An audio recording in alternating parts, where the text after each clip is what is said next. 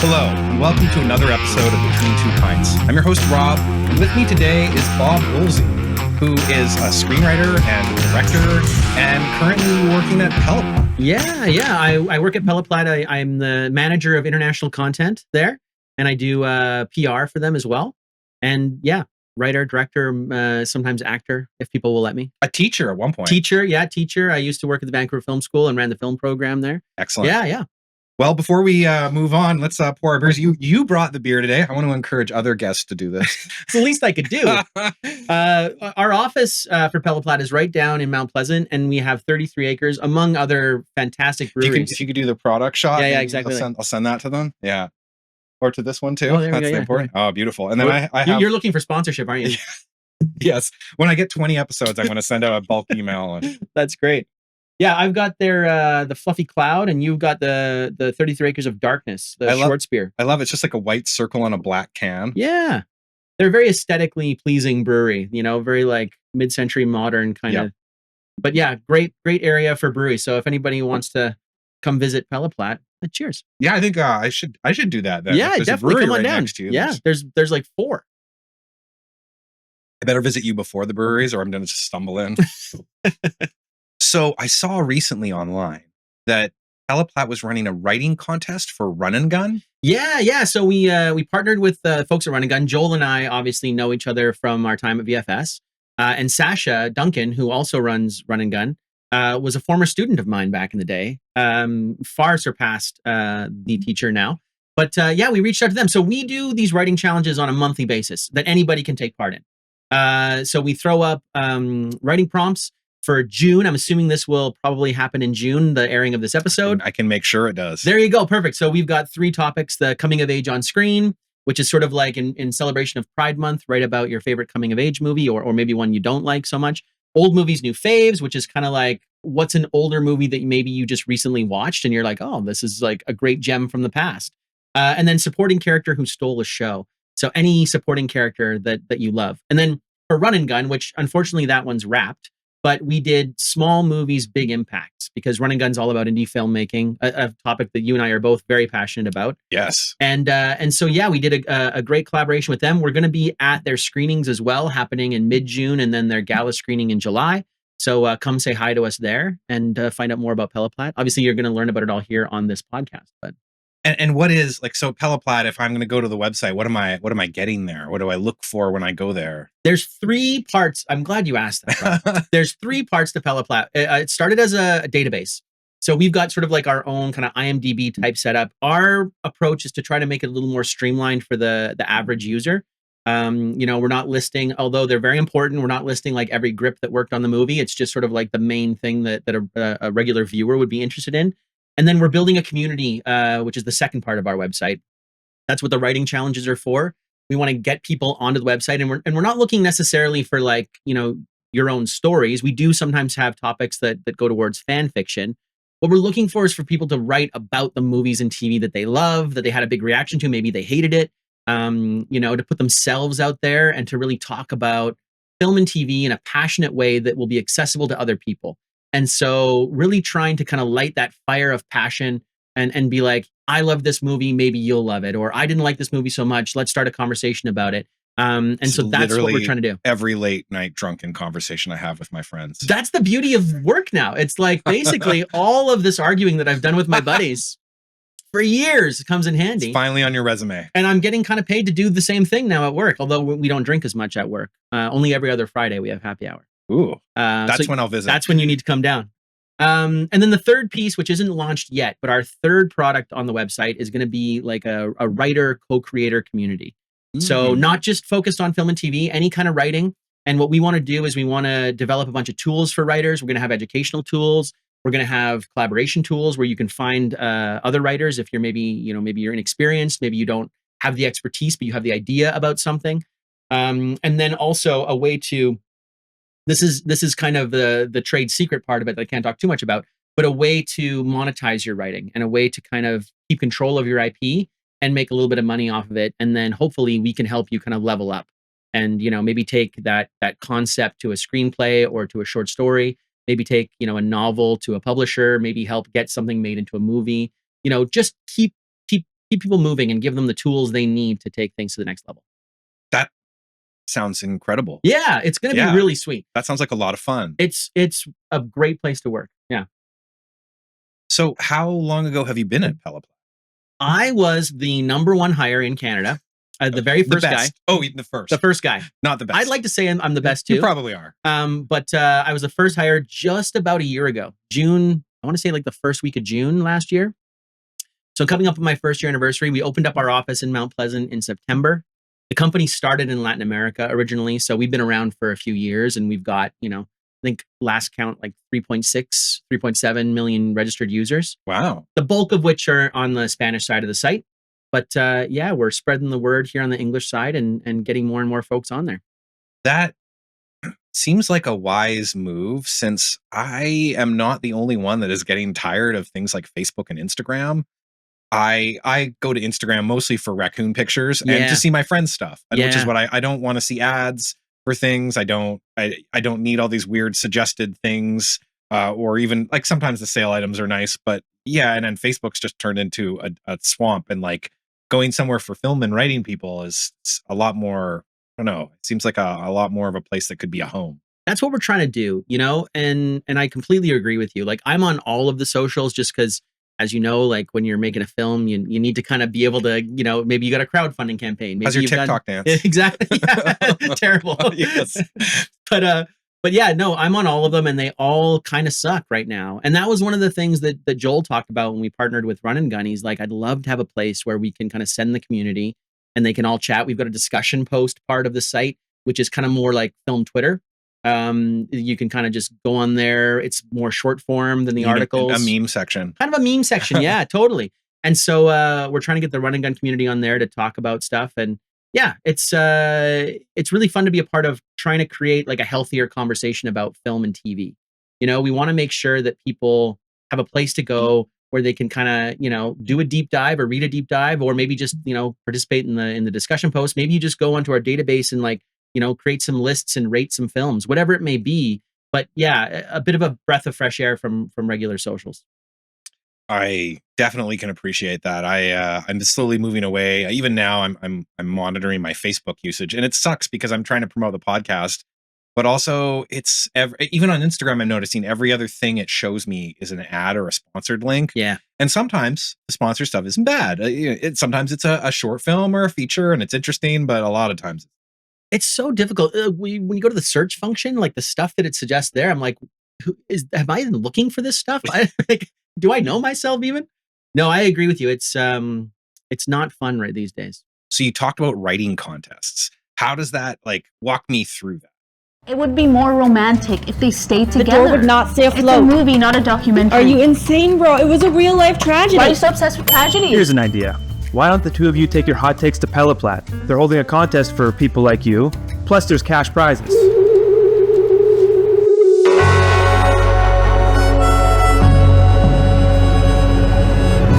Game on.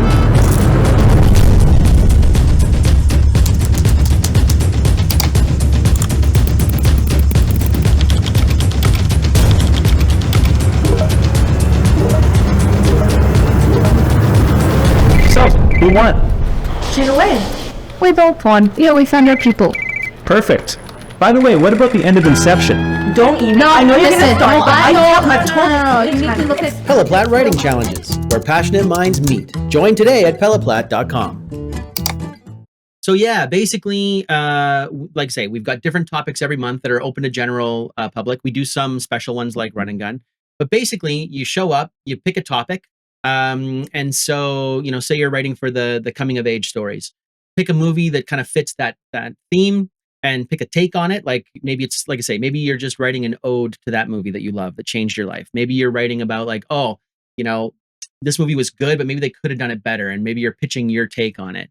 Maybe you're writing about just, your life when you saw that movie, even like maybe it's sort of how you met that movie. We're looking for stuff that's not like traditional journalism.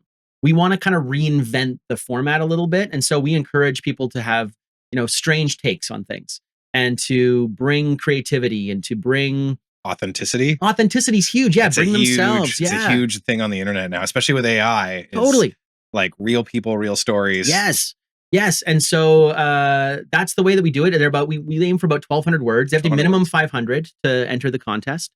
And then after that, there's two ways to win. Do they upload through the website or do they email it? Yeah. Directly upload to the website. So basically, when you go on the site, you'll see like a bar with a bunch of different options. You'll see articles you can read. You'll be automatically fed a bunch of articles. You'll see some users you can follow because you can curate your own list by following people. Pardon me. And then you'll see challenges. So if you click on challenges, you'll see all the topics. Click on the one that interests you. Enter your article. There's a really great interface that we have for writing the article. Oh, really? It's not just copy, paste, or like No. upload the doc? No, it's really sweet. So you can go in and it interfaces with our database. So you can tag celebrities, you can tag films, and it shows up in this nice little bar. Ooh. You can upload your own photos to it. You can make it look really sexy if I do say so myself. And That's great. It's fantastic. And basically, once you post it, you can get likes from the audience. It's going to be basically starting next month in June when this airs. It's a system called the Light system.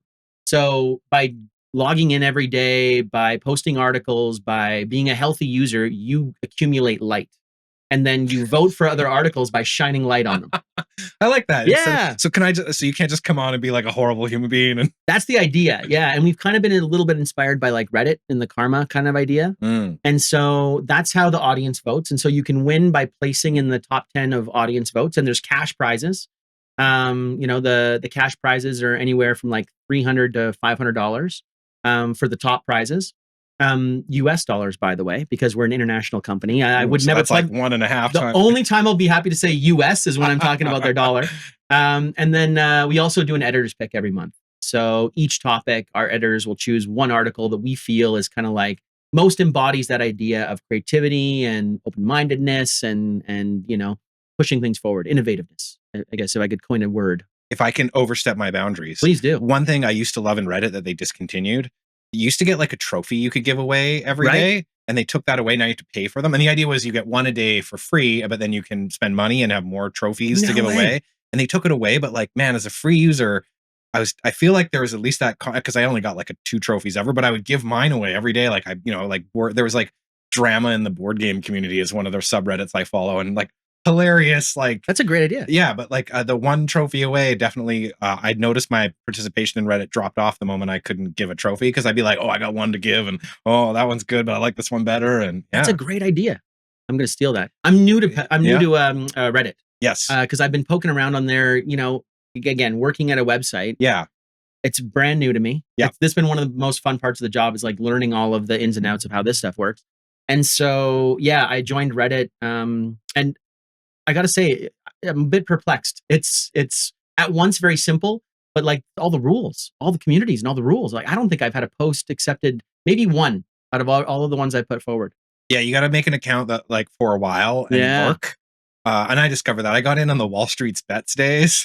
I made $50 through all that drama. I'm really proud of myself. But yeah, no. And in the early days, I had this like trophy, and you can still buy the trophies and give them. I don't know what they're actually called. They're awards, but like, if you guys are looking for something to increase engagement, like I love that part of it. And I don't think I was the only one. Yeah, no, that's a cool idea. And that's the kind of thing, that's what we're trying to figure out, is how to make it as healthy a community as it can be. And to have people have agency over it, to feel ownership over it. And so that's a really great idea. The Light system has been brewing for a long time. We launched it on the site a few months ago. And this is the first month in June when we're going to actually be using it for voting on the challenges. And we're really excited to see how it works and how the community kind of plays with that tool. I think it's a fantastic idea. A lot of social media is really negative now. Like, I went in and I redid my Instagram account and unfollowed a bunch of stuff and followed a bunch of mostly dumb animal memes, because that's what I want out of my or Lord of the Rings memes. Yes. And just stuff that's funny and cool. I don't, political stuff that I have no say over is only so useful. I'm learning, and I'm ashamed to admit it, I've never been to therapy, but I'm learning that one of the things is like trying to figure out what you have control over. And there's so many things we don't have control over in this world. And I think if you can control your feed and make it bring you if you're going to doom scroll, at least joy scroll maybe a little bit, bring a little bit of joy to your life. Lord of the Rings weightlifting memes. Right. I'm the same way. I've done the same thing. I've tried to curate things a little bit more towards just stuff so that when I open up my phone, I'm not like in meltdown mode. I'm more like, just chuckle. Yep. Carry on with my day. It's that I have a number of friends who were film people, and just sending each other dumb memes is basically, I can tell too. Some of my friends, I'm like, he's having a bad day. He sent me 15 memes today. Yeah. He is doom joy scrolling. So no, it's great. It's great. And that's the idea. Try to keep it as positive as we can. Yeah, shining the light on things. That's actually a great metaphor, and I want to see that go places. Yeah. Well, come and even if you're not looking to write a full article, because I know that it can, like, to write a 1,200 word article can be kind of intimidating to a lot of folks. Come and read them, and you just got to create an account, and then you get light by coming every day. You won't have as much light as people that write articles, but you'll have light and you'll be able to give it out. And yeah. So before you worked at Peliplat, you worked at VFS, Vancouver Film School. For like 18 years, I worked at VFS. Wow, that is in the trenches. Yeah. What were some of the highlights of that? Pretty much everybody in not everybody, but a lot of people in my core circle of friends I met through VFS. I originally grew up north in Prince George area. Oh, wow. And so, pardon me, I moved to Vancouver to go to VFS, and I took their screenwriting program. Met a lot of people who moved to Vancouver for VFS. It's a magnet in the region, right? And so not even just for BC, but like worldwide, people come to go to VFS. And so I came down to go to the program. I won't mention the year, but it was a while ago. And I started... At least 18 years ago. Exactly, yeah. And then I was hired as a teaching assistant in the writing program. And then I bopped around. I was in the writing program. I had a cup of coffee in what was briefly a program called Entertainment Business Management, which was actually a really cool program, kind of training leaders and managers and producers within the industry. And actually, the visual effects industry, once they found out that program existed, were hiring people for visual effects supervisors like constantly. But that the program unfortunately folded. They couldn't figure out a way to get consistent numbers in it. And then I ended up back in the writing program for years. How I met you. I was running the port shorts there. Right. Yes, I remember that. And you came in to direct for a couple of rounds. So long ago, yeah. And it was wild. I mean, at that point, every writer that came to the writing program got a film made. And so I was bopping around making, with a tiny crew, like it wasn't huge resources or anything, but I was bopping around making like 70 to 80 movies a year. Wow. Just with this little crew of like merry filmmakers. At least they were merry at the beginning of the year. By the end, it got a bit rough, but trying to find free locations, working with all these writers. And then from that, we actually transformed that into a thing called producing for writers, where we actually gave the writers the power, and we taught them how to produce their own films. And that was a really cool shift. And I took a lot of my lessons from indie filmmaking and I kind of applied it to that program. And then was lucky enough to move over to the film program and worked my way up to head of film. And yeah, felt like I kind of, went nose to tail, TA to HOD. And unfortunately, it's a tough time for education out there, and so made the jump over to Peliplat, which has been a really tremendous, opportunity for growth and something I like totally different from what I had done. But no, VFS was a great time and I learned a lot. I got to travel all over the world. VFS, as I mentioned, they bring people from all over the place. So got to travel extensively through Latin America, which was really cool because Peliplat is based there. So you've been to the home based turf? there. Yeah, no, it in a weird way, it kind of felt like a lot of the stuff I got to do at VFS strangely prepared me specifically for this job. So it fit really well. That's great. Yeah. Now you mentioned that your workload is a little lighter now that you're not like a HOD and film student hours must be nuts. Is the creativity coming back? Yeah, no, definitely. It's the workload is different now. Like with education, like I say, with the student cap. And, there was other things, with the pandemic, coming out of the pandemic and everything. It's been a tough time for education. And we really got kicked in the nuts a few times over and over. Oh, yeah. And luckily it's coming out of it and things are recovering for that industry. But it really it was difficult to go home after working with film students all day and I loved coaching and I loved giving inspiration to them. But if I could be so bold to say I gave inspiration to anyone, but it takes the wind out of your sails when you go home to sit down and like write a screenplay. Whereas I feel like now, yeah, Peliplat, I'm talking to writers all day. I'm fostering writing online. I'm reading a lot of interesting writing. And I'm starting to get the itch a little bit again. It's kind of coming back. And you guys, we were talking before we rolled, and you said the beauty of the simple crews. And like, I've just finished shooting with a Lance Thunder project, this like mockumentary with some fantasy elements, and it was a lot of fun. But we had a couple days recently where they were like pickup days because we got rained out on 2 of our exterior locations. We need a lot more of them in the footage. Vancouver, really? Yeah, I know, wild. And the days were minimal. We had no budget, so it was a makeup artist. One of my camera buddies was willing to come out for beer, and that was about maybe one other person. Yeah. A good friend of mine, Steven, who has come out as AD for a bunch of stuff and is one of the other adults. I think that's now his official film title position is adult. Hey, if you can be an adult on a film set, that's all you need. Or you can learn anything else. The consensus of the crew was that we probably need more film sets need an adult position. But those were great days. I had a lot of fun with the huge team and the huge crew, but as the guy in charge of phone calls and organizing things, it was stressful. And the days where there was like 5 of us, it was chill and fun and just a lot less to worry about, less people to bail. No, I don't want to say bail. Life gets in the way and we're not paying people. We had a great camera operator friend of mine. He's a wonderful person, but he got real paying work. I had to go. You got to take the gig when you get it, right? Yeah. And I was very upfront with him. I'm happy for him. It's great. Go get paid. But in this day, it was like, it's just me and my buddy who just caught off a show. We got lots of free time. It was just relaxing. You can be so much more agile, right? And I love that because I'm a huge believer in prep. Obviously, you have to prep a film to the nth degree. No matter how big your crew is, you got to know that thing inside and out. But when you get on set, I love to kind of play a little bit, right? Like, I feel like you prep so that when you get there, you know any different variation of the way things you can go. And then, get the safety one that you want and then let people play, like work with actors. That's what I love anyway. I'm not so much of like the sort of very technical filmmaker that wants to compose the painting image and, everything just so. I want every frame isn't a painting. I mean, no offense to Tony Zhao, who is a VFS grad, by the way. Have you met him? Wonderful guy. Yeah. Oh my God. Guy. What's he like? He's really nice. Oh, really? He's super nice. Very unassuming. Is he like 7 foot tall? There's a glow around him? No. I want to say he's like 5'10". Yeah. Yeah. No, great guy. But no, I'm like, I want to be raw. I want it to be, I'm more like the Cassavetes side of things where it's like, let's just get in there and like play around a bit. And so that's one of the reasons why I got an indie film to begin with. Like when I graduated from film school, with my portfolio from VFS, which is great. Like in that writing program, you get to write a ton of stuff. Which is the only way you become a better writer is to write. You can talk about writing all day. You got to sit your butt down. I'm sure that's with most of the things in film, like shooting and directing. True. The 10,000 hours thing, I think, is totally, totally true.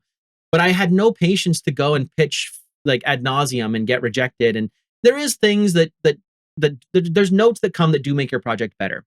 But I find that a lot of those projects, particularly in Canada, by the time you line up all your money, you've had to pitch to like 15 different people. You've got 15 different masters to serve.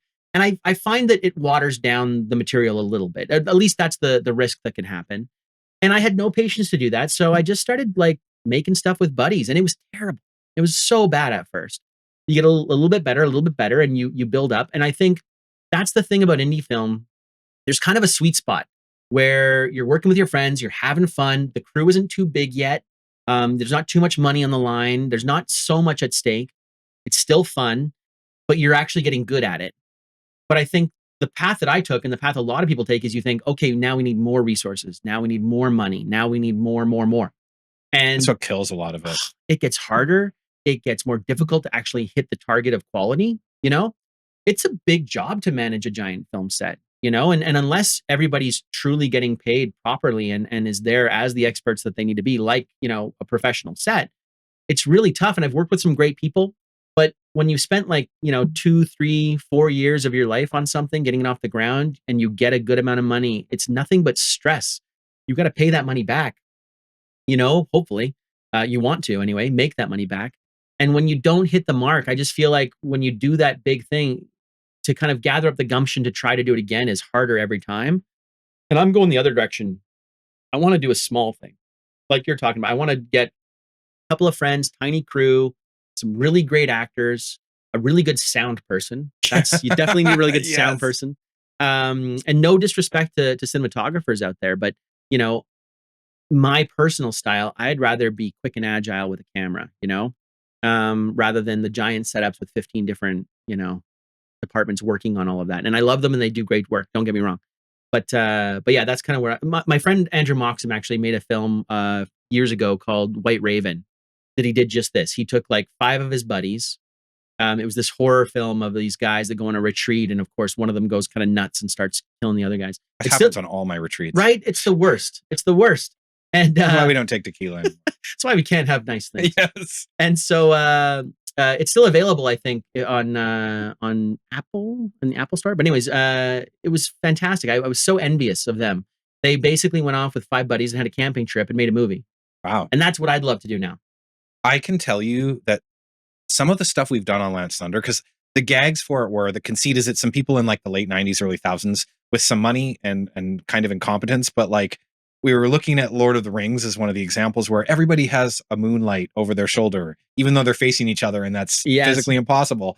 And we were, the DP, David Van Dyke, who's awesome. We were literally, I was just like, get one light, give him a rim light. And it's like, that actually looks really good. And like, we were talking about a light with some V-mount batteries out in the woods. The stuff you can do now with the tech, the lights, like the fact that you can run a proper, almost daylight comparable light with some expensive V-mounts. It's true. But still, yeah, like you can do stuff that that we couldn't have dreamed of 20 years ago. Even your setup here, which I was talking to you about before we started, like this is amazing. And this would have been kind of impossible even like a decade ago to do this. That, you could do it, but it would be way more expensive. Yeah. Well, and some of this is like, this is my flexi light, and I've unfortunately placed it incorrectly, so my face is going to be brighter, and you're lurking.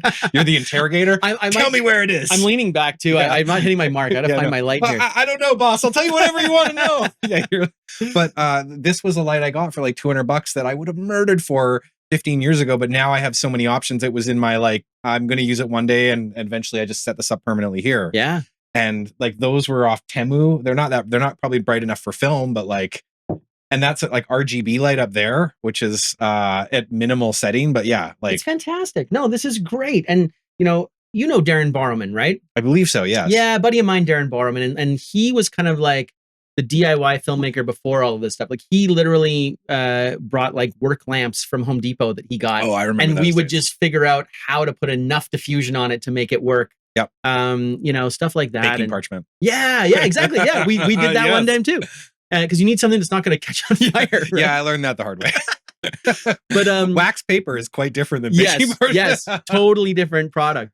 But yeah, no, I've always kind of embraced that, and I love the problem solving part of it. I love being able to wear multiple hats. Like I love being able to jump, and that's the other thing too. Like on the big sets, and again, they're fantastic at what they do, and I love them.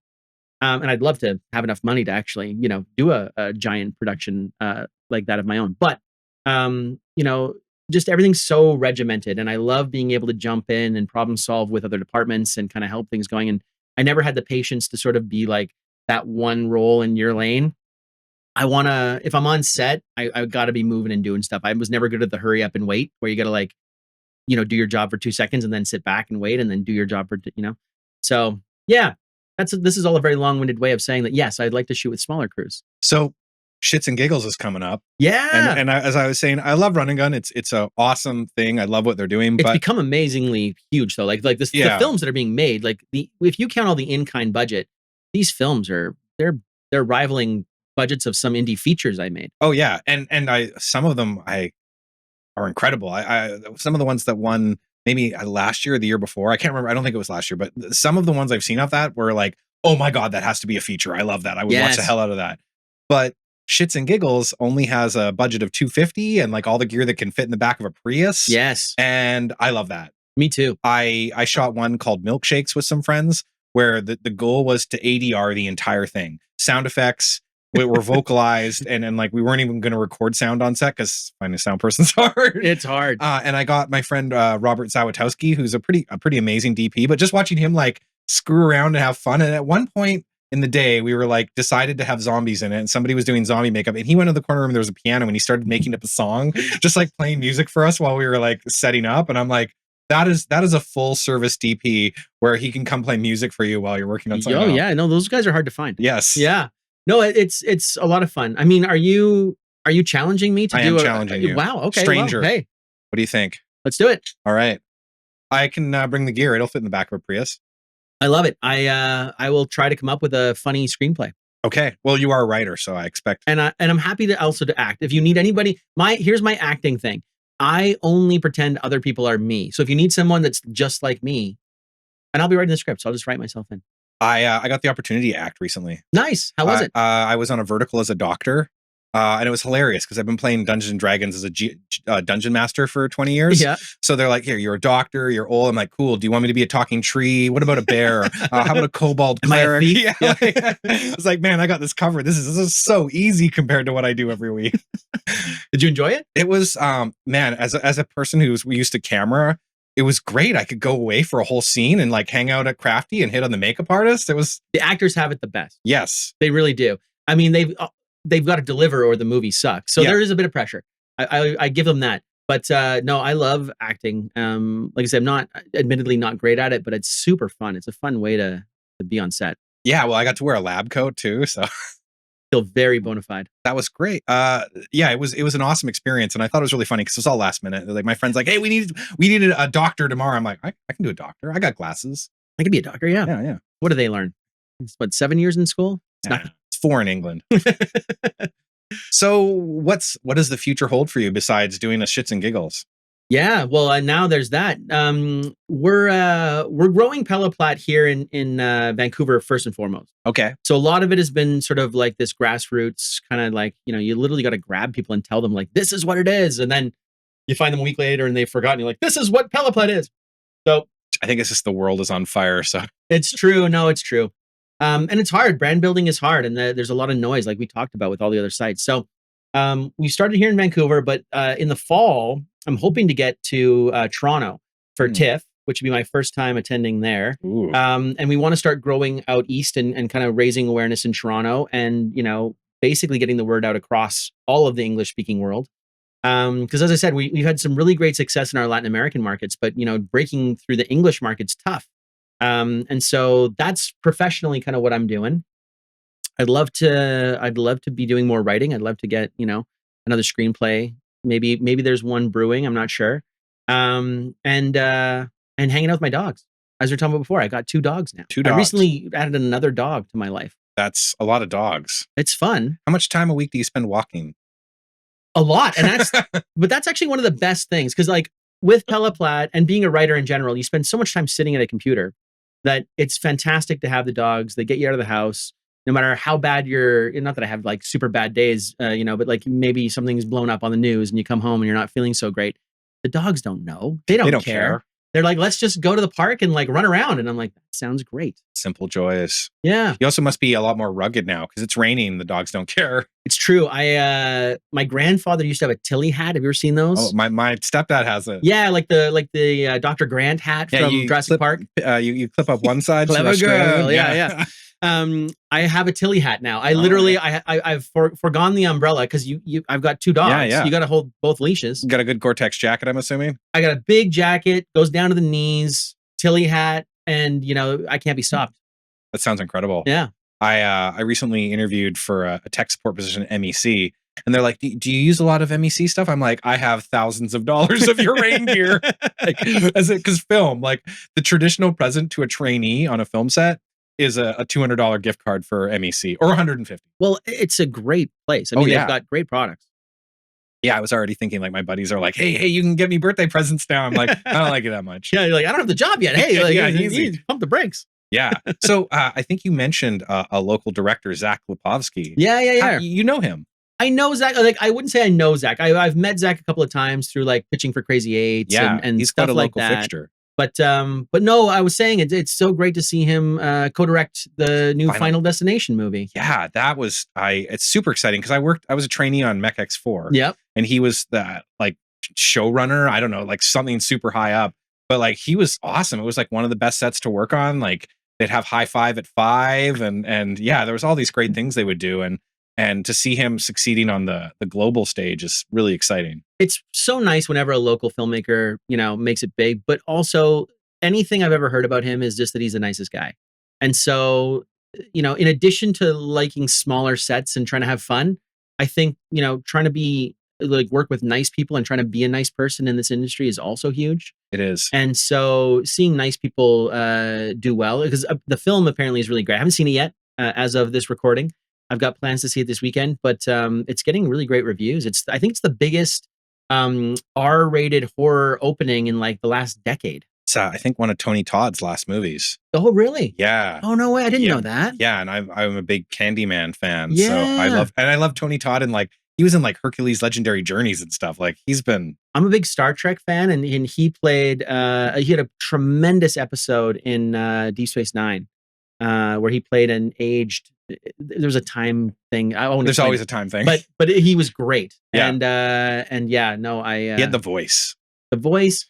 He like there's something to be said about those character actors like him that reach that status where pretty much if you know films, if you're a film fan, you know who he is. Yeah. Even if you don't know his name, instantly when you see his face, you know him. I mean, you can like name probably 5 movies he's been in. That is rare and so special. Those guys are the ones that really, and the women too, the character actors, the female character actors as well. They're so good. You know, they really make a movie. It's like Steve Buscemi. You get him in your movie, you're kind of set. There's like at least a small group of film nerds that are going to come see your movie. Have you seen Studio? No. There's a new series on Apple from Seth Rogen called The Studio. Okay, I think I've heard of it. I haven't seen it. I've only watched the first episode. Again, I'm trying to keep up with my watch list. Being at Peliplat, it's crazy. But he this is all in the pilot, so I'm not really giving much away. But he becomes the head of a studio, kind of. Maybe he didn't fully have the clout, but anyways, he becomes the head of a studio, and they have the rights to the Kool-Aid guy, the guy that burst through the wall, the Kool-Aid. Oh yeah, the Kool-Aid guy. And so he's been tasked. He has to make a Kool-Aid movie, but what he wants to make is art films. And so he has this meeting with Scorsese, and Scorsese wants to do the movie about that cult that killed themselves. And Rogan goes, "You mean that cult? Didn't they say they drank the Kool-Aid?" Oh my God. And so Steve Buscemi plays the priest. And so there's this poster with Steve Buscemi, and it's the Kool-Aid movie. Anyways, it immediately blows up in his face. That's all in the pilot. So I'm looking forward to see what happens next. I'm sold. I got to go see that. It's great. It's on Apple TV, and it's been getting really great reviews. It's a lot of stitched together oneers as well. Oh, I love those. Yeah. It's really neat. I actually saw the first 2 episodes on it from Apple TV. Murderbot. Have you seen? I haven't watched Murderbot, but I saw that people are liking it. It's so good. I went and bought like 6 audiobooks from Audible because the first few are 4 hours each, and that's not a good deal. But it's kind of a metaphor, or not a metaphor, but like it's about a robot who like or like murders? He becomes self-aware and he hates people, but not like in like as you hate your coworkers, not that he like wants to murder them all. Right. But he calls himself that, and it's funny because he's basically neuroatypical, like he's on the spectrum or something, in the way he's like, he hates eye contact, he doesn't like talking to people, and there's just so much like, I just want to be left alone to watch he watches their TV, they're like soap operas, space soap operas is what he wants to do the whole time, and it's really fucking good, and it's like a great sci-fi like well shot, and like immediately there's a giant monster attacking someone and he's fighting it, but like who's in that? One of the Alexander Skarsgård, right? Yes. And my friend who has read the books and loves it she's like disappointed it wasn't a woman or a non-binary person, but like it's Alexander Skarsgård. Like he's pretty great. That's good. As a filmmaker, I will tell you, people are going to watch that because of his name. Yeah. But it's also just really amazing. Yeah, I like 100% recommend it. Yeah, I saw an article. I've been searching to find a lot of people that write about film and TV and trying to entice them onto Peliplat. But yeah, there was a local guy that wrote about it and said he really liked it. Yeah. Should get on and write about as a coming of age story or whatever. You got to. I mean, there's so many. This is work for me. Like basically that, like not work in the bad way, work in the good way. Yeah. Like at work, this is the conversations we have, about like, have you seen this? Have you seen that? We've got a bunch of in-house writers that are writing all the time and kind of, in a way, kind of setting the example for the user of what we want them to do on the site. And the amount of stuff I've discovered is just like, my watch list was already too long. Yeah. And now it's just like, there's no way I'm going to be able to watch all this stuff, but it's a great problem to have. It's great, though. I've noticed they're making less stuff these days. Well, I mean, you work in film, so I know. Have you noticed it because the call sheets are not showing up at the same clip? Well, I was talking to my friend. It's a double negative. One, there's no work, so I'm trying to move out of film. But two, it'd be really good if I had some TV shows to watch for escapism purposes. Yeah. And yeah, like the Murderbot came out and the studio sounds fantastic, but like let's be honest, both of those shows are probably going to be 8-episode seasons. Well, that's the thing, right? Is like we've gone to this kind of like it's like the British model, right? Where everything's super short, and it's been a huge disruption. Yeah, no, you're absolutely right. It's all these short seasons, and now TV writers. There was that guy that wrote on The Bear. He was nominated for an Emmy.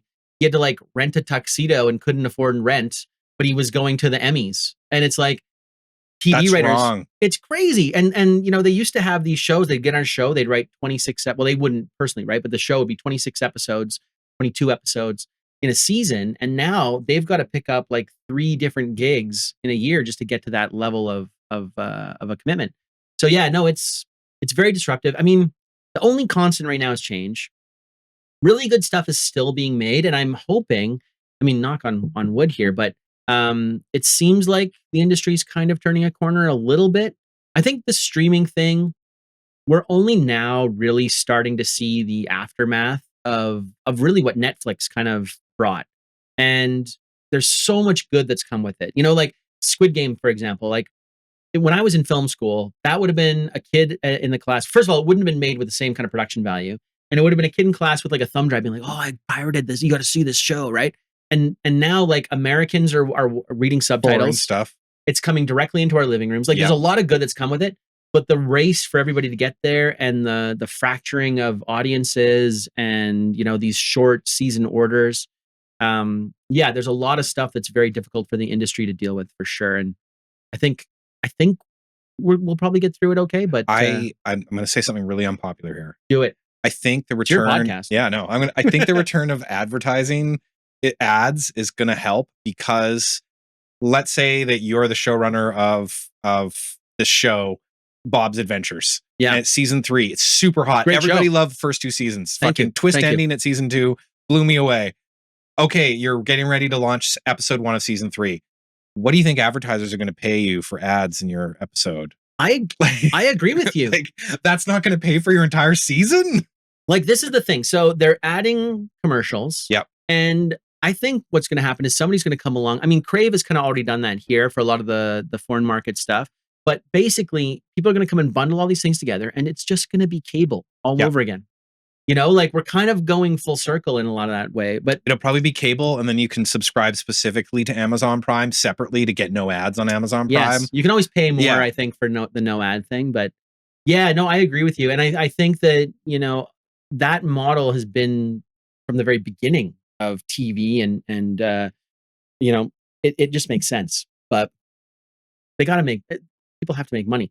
You and I both know, having been on some of those larger sets, it's a ridiculous proposition to make one of these, like a Game of Thrones or even the studio. The amount of money it takes is crazy. Yep. And so somebody's got to pay for it. And if might as well be toothpaste, right?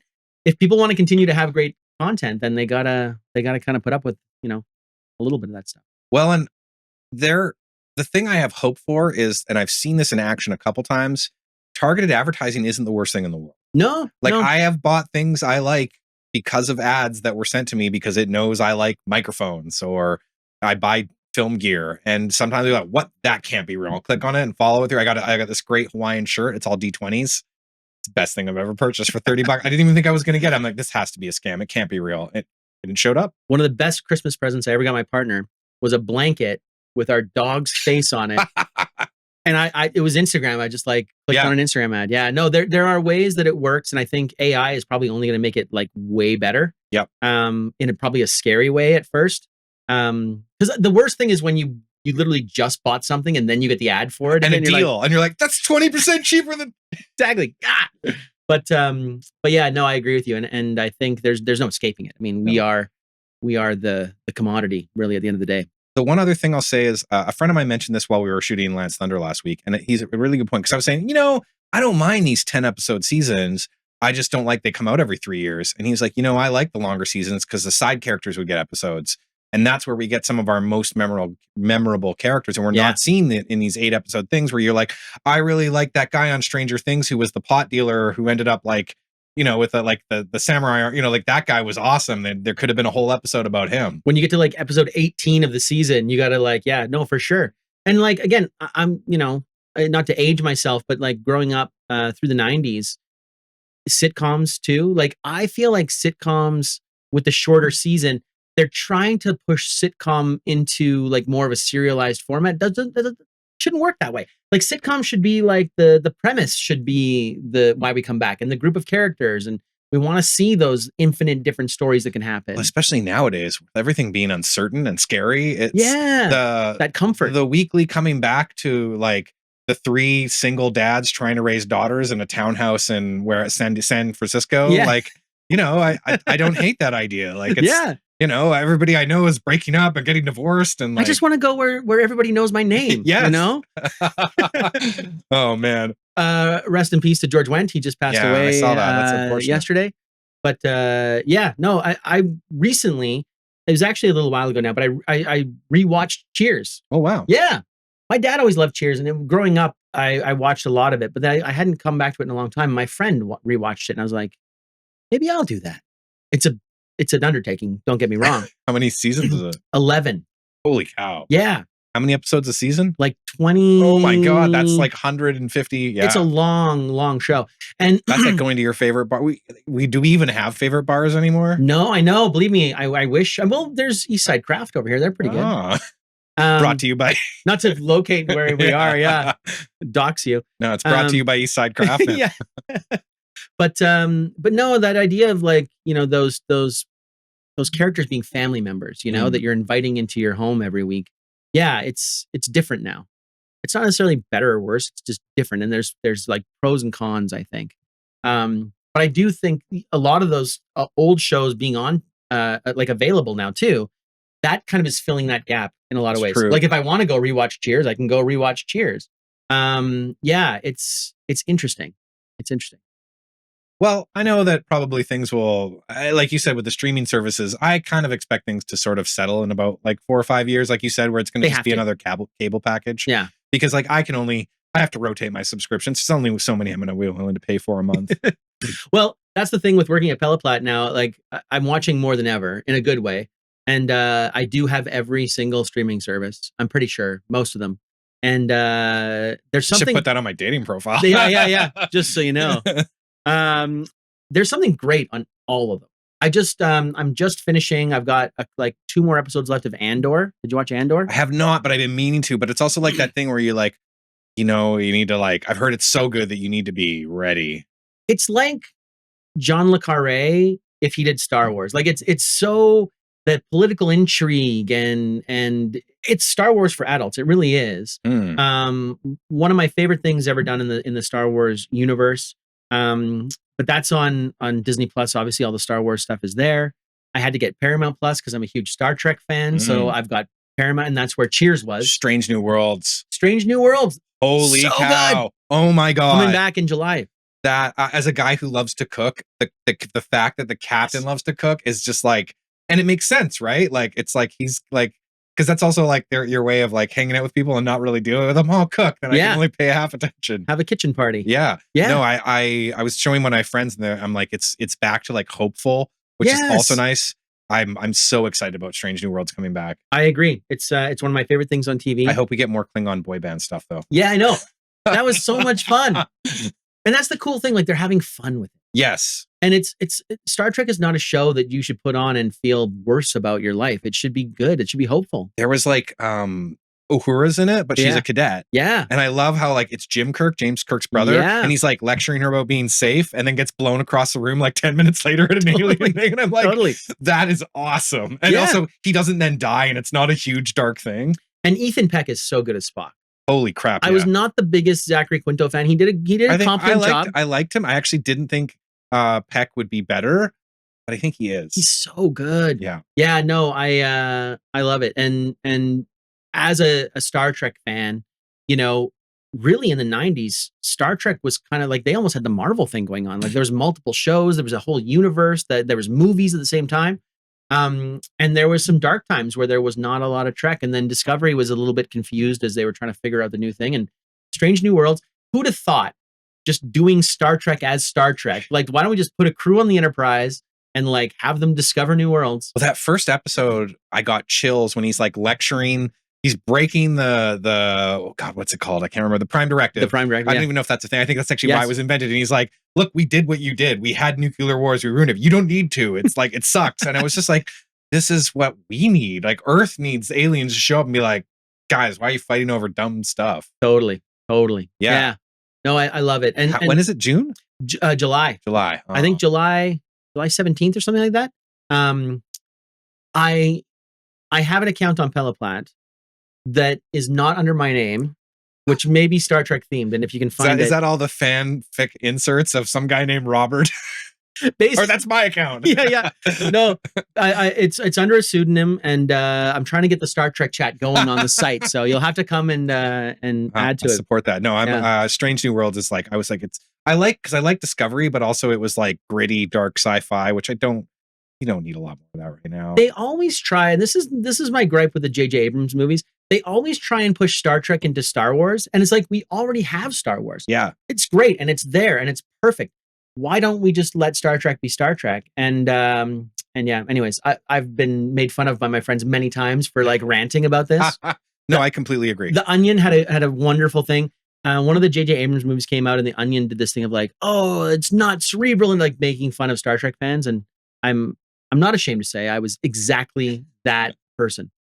So. I'm always a fan of trying new things, so I enjoyed it in that it was that, but I was also like, fuck, now they're just doing that all the time. And when Discovery came out, it's like, oh, we're not going back. Like, well, that was such a thing that like they hired Brian Fuller, who had just come off of Hannibal. Mm-hmm. He'd just finished that show. Wonderful writer, had written previously on Star Trek Voyager, a new Star Trek, and they fired him halfway through development. So I'd really love to have seen whatever Discovery would have been under him. I really liked the first season. Yeah. With the whole like surprise, I'm going to ruin spoilers. Lorca's like from the evil mirror universe. Like, that was great. And that ended. And then I was like, wow, that was a great season. But like, let's go back now. Like, let's have things settle down. And totally. And then it went like the Klingon Wars and all that stuff was just like, oh, sheesh, guys, like this is really dark and messed up. And totally. I like the first one with the mirror universe. Great twist. Love that. Loved the hot evil Empress girl. I was right up that alley. Yeah, but yeah. like, Michelle Yeoh. Yeah, oh no, I'm a big fan of hers. Yeah. And they gave her own movie, and they didn't do that very well. Did you see that? Section I saw a review. Section 31? Yeah, no, I haven't seen it, but I want to. But I also have heard it's kind of. I couldn't get through it. Yeah. And I'm like dyed in the wool Star Trek fan. I couldn't get through it. I read that so her character is just not a good, not her as an actress, but the character is great as a side supporting villain, whatever. But as the lead, she's just too multi-capable. She's supposed to just show up, save the day, be evil, and fuck off. Not like this. Yeah. Just stir the pot and No, I agree. And I think one of the things that I personally would have wished we got was her Prime Universe version, like Philippa Georgiou as the good person. Yeah. Like as a traditional Starfleet captain. Trying to be in the mirror universe. Yeah. I would have liked that, but anyway. Yeah. No, I'm an idealist at heart. It's okay. Strange New Worlds is here. We got to cover it. So coming back. Well, we're out of beer. I know. And we'll get you out again. That'd be awesome. Thank you so much for having me. Thanks for joining me, Bob. I appreciate cheers, this. but I don't have any. Yeah. Well, when the camera's cut, we can open more beer. That's okay. And then we'll talk about our Shits and Giggles film. Yes. All right. Thanks for joining. Oh, you got to tell the audience where to find you and what to do. Yes. So peliplat.com. So you can go there and enter those challenges. That's the best way to go. I'm on Instagram, Bob_@_Peliplat. So you can go there and find content that way. Our editor, Jen Maxwell, I'm forgetting her handle right now on Instagram, but there'll be a link. We'll put a link. She always puts together a list of sort of reading material. So each week she picks like her favorite articles from the site. So that's a great place to go too. Because is she putting that in like an email out every week? We are working on a newsletter, and for now she's doing it on her Instagram. It's nice. It's an article on Peliplat, LinkedIn. If you're on LinkedIn, I'm trying to be on LinkedIn, but it's hard. Yeah, we connected today. Yes. Yeah. I was doing research. One more connection. Yeah. But yeah, go there. Even if you don't want to write an article, go and read them. Like there's so many great things. If you love film and TV, there's people on Peliplat talking about it that I'm sure will be talking to you. You know what I mean? Yeah. Go and find them, and we're putting those things out into the world on a constant basis. And if you are interested in writing, go and open up an account, enter a challenge. We'd love to give you some money. We'd like to give you some money. So do that. And yeah, thank you again for having me. I really appreciate It's a this. pleasure. Yeah, we've been working on this for a while. Yeah. And so it's great to connect again and to be We'll get here. you out again. I'd It love sounds to. like you've got lots to talk about. You can can't shut me up. We can do a Strange New Worlds thing when it comes out. That would be fantastic. It's just us gushing over. I would love that. Believe me. I'm down.